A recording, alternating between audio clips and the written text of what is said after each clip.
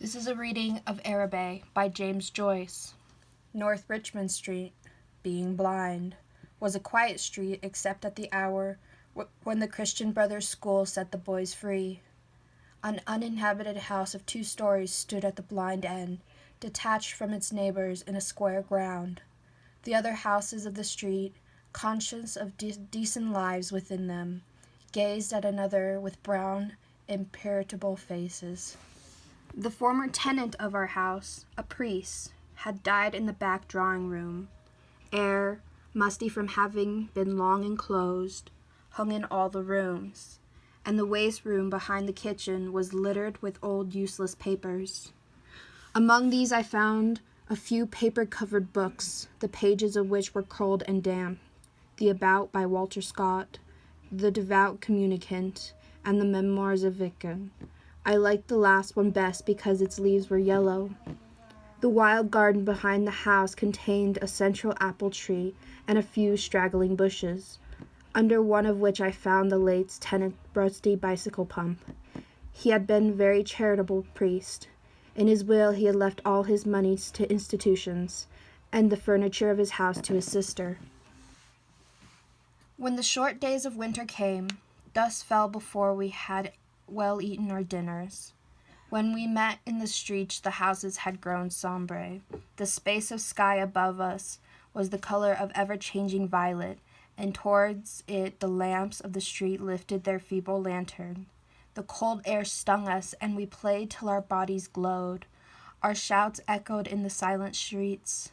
The career of our play brought us through the dark, muddy lanes behind the houses, where we ran the gauntlet of our rough tribes from cottages to the back doors of the dark dripping gardens where odors arose from the ash pits, to the dark, odorless stables where a coachman smoothed and combed the horses or shook music from the buckled harness.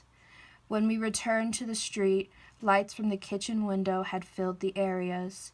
If my uncle was seen turning the corner, we hid in the shadow until we had seen him safely housed.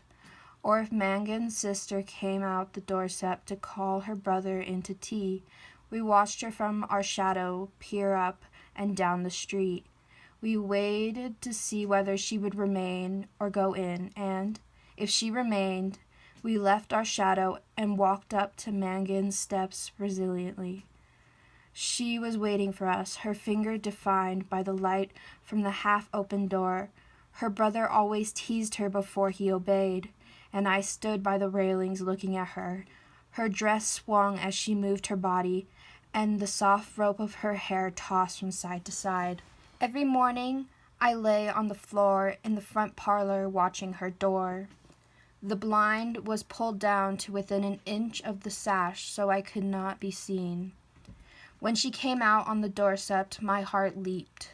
I ran to the hall, seized my books, and followed her. I kept her brown finger always in my eye, and, when we came near the point at which our ways diverged, I quickened my pace and passed her. This happened morning after morning. I had never spoken to her, except for a few casual words, and yet her name was like summons to all my foolish blood. Her image accompanied me even in places the most hostile to romance. On Saturday evenings, when my aunt went marketing, I had to go to carry some of my parcels. We walked through the flaring streets, jostled by drunken men and bargaining women aimed to curses of laborers, the shrill litanies of shop boys who stood on guard by barrels of pigs' cheeks, the nasal chanting of street singers who sang a Come All You about O'Donovan Rosso, or a ballad about the troubles in our native land. These noises converged in a single sensation of life for me. I imagined that I bore my chalice safely through a throng of foes. Her name sprang to my lips at moments in strange prayers and praises, which I myself did not understand. My eyes were often full of tears. I could not tell why, and at times a flood from my heart seemed to pour itself into my bosom. I had thought little of the future. I did not know whether I would ever speak to her or not, or if I spoke to her, how I could tell her of my confused adoration. But my body was like a harp, and her words and gestures were like fingers running upon the wires. One evening, I went into the back drawing room, in which the priest had died. It was a dark, rainy evening, and there was no sound in the house. Through one of the broken panes, I heard the rain impinge upon the earth, the fine, incandescent needles of water playing in the sodden beds. Some distant lamp or lighted window gleamed below me. I was thankful that I could see so little. All my senses to desire to veil themselves, and feeling that I was about to slip from them. I pressed the palms of my hands together until they trembled, murmuring, "O love," many times. At last she spoke to me.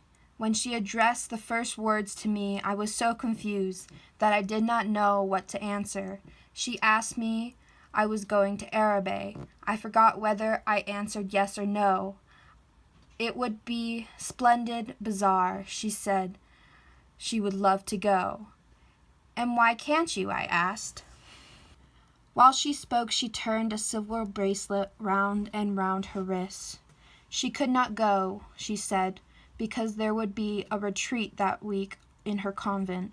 Her brother and 2 other boys were fighting for their caps, and I was alone at the railings.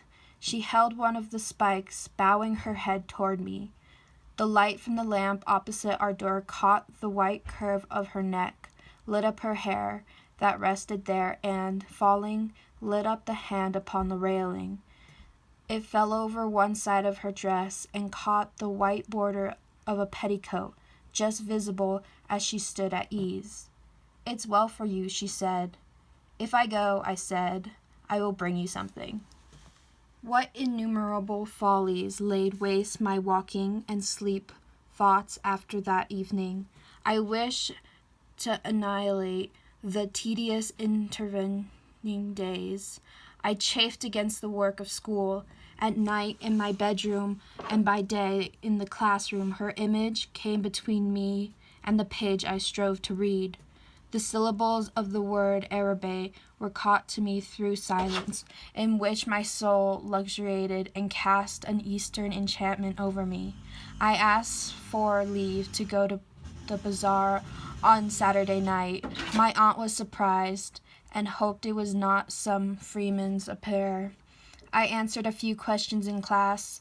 I watched my master's face pass from an amiability to sternness. He hoped it was not beginning to idle. I could not call my wandering thoughts together. I had hardly any patience with serious work of life, which, now that it stood between me and my desire, seemed to me child's play, ugly, monotonous child's play. On Saturday morning, I reminded my uncle that I wished to go to the bazaar in the evening. He was fussy and hall-stand, looking for the hat brush, and answered me curtly, "Yes, boy, I know." As he was in the hall, I could not go into the front parlor and lie at the window. I felt the house in the bad humor and walked slowly toward the school. The air was pitilessly raw, and already my heart misgave me. When I came home to dinner, my uncle had not been home. Still it was early. I sat staring at the clock for some time, and, when its ticking began irritated me, I left the room. I mounted the staircase and gained the upper part of the house. The high, cold, empty, gloomy rooms liberated me, and I went from room to room singing. From the front window I saw my companions playing below in the streets. Their cries reached me, weakened and indistinct, and leaning my forehead against the cold glass, I looked at the dark house where she lived. I may have stood there for an hour, seeing nothing but the brown-clad figure cast by my imagination. touched discreetly by the lamplight, at the curved neck, at the hand upon the railing, and at the border below her dress. When I came downstairs again, I found Miss Mercer sitting at the fire. She was an old, garrulous woman, a pawnbroker widow, whose collected use of stamps for some pious purpose.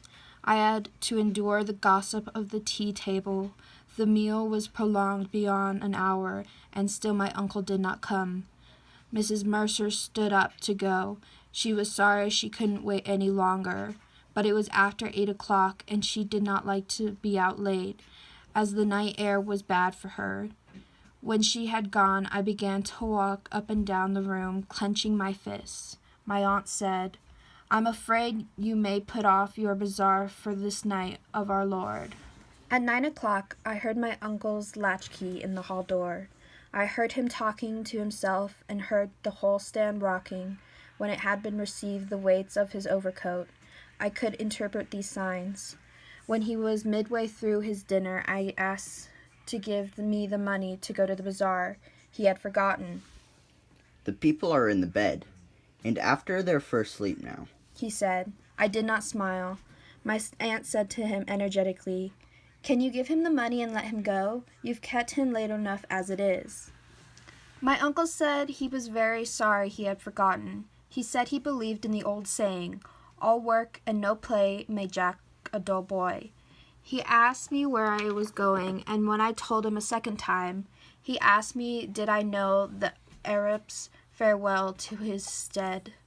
When I left the kitchen, he was about to recite the opening lines of the piece to my aunt. I held a florin tightly in my hands as I strode down Buckingham Street toward the station. The sight of the street thronged with buyers and glaring with gas recalled to me the purpose of my journey.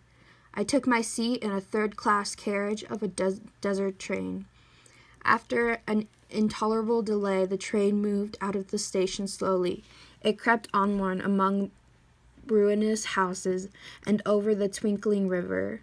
At Westland Row Station, a crowd of people pressed to the carriage doors, but the porters moved them back, saying it was a special train for the bazaar. I remained alone in a bare carriage. In a few minutes, the train drew up beside an improvised wooden platform. I passed out on the road and saw by the lighted dial of a clock that it was 10 minutes to 10. In front of me was a large building which displayed the magical name. I could not find any sixpenny entrance, and fearing that the bazaar would be closed, I passed in quickly through the turnstile, handing a shilling to a weary-looking man. I found myself in a big hall garden at half its height by a gallery. Nearly all the stalls were closed, and the greater part of the hall was in darkness. I recognized a silence that like which pervades a church after service. I walked into the center of the bazaar timidly. A few people gathered about the stalls which were still open. Before a curtain, over which the words Café Chant were written in colored lamps, 2 men were counting money on a salver. I listened to the fall of coins. Remembering with difficulty why I had come, I went over to one of the stalls and examined porcelain vases and flowered tea sets. At the door of the stall, a young lady was talking and laughing with 2 young gentlemen. I remarked their English accents and listened vaguely to their conversation. "Oh, but I never said such a thing." "Oh, but you did." "Oh, but I didn't." "Didn't she say that?" "Yes, I heard her." "Oh, there's an fib." Observing me, the young lady came over and asked me, did I wish to buy anything. The tone of her voice was not encouraging. She seemed to have spoken to me out of a sense of duty. I looked humbly at the great jars and stood like an Eastern guard at either side of the dark entrance to the stall and murmured, "No, thank you." The young lady changed the position of one of the vases and went back to the 2 young men. They began to talk of the same subject. Once or twice the young lady glanced at me over her shoulders. I lingered before her stall, though I knew my stay was useless, to make my interest in her wares seem more real. Then I turned away slowly and walked down the middle of the bazaar. I allowed the 2 pennies to fall against the 6 pence in my pocket. I heard a voice come from the end of the gallery that was out. The upper part of the hall was now completely dark. Gazing up into the darkness, I saw myself as a creature driven and derided by vanity, and my eyes burned with anguish and anger.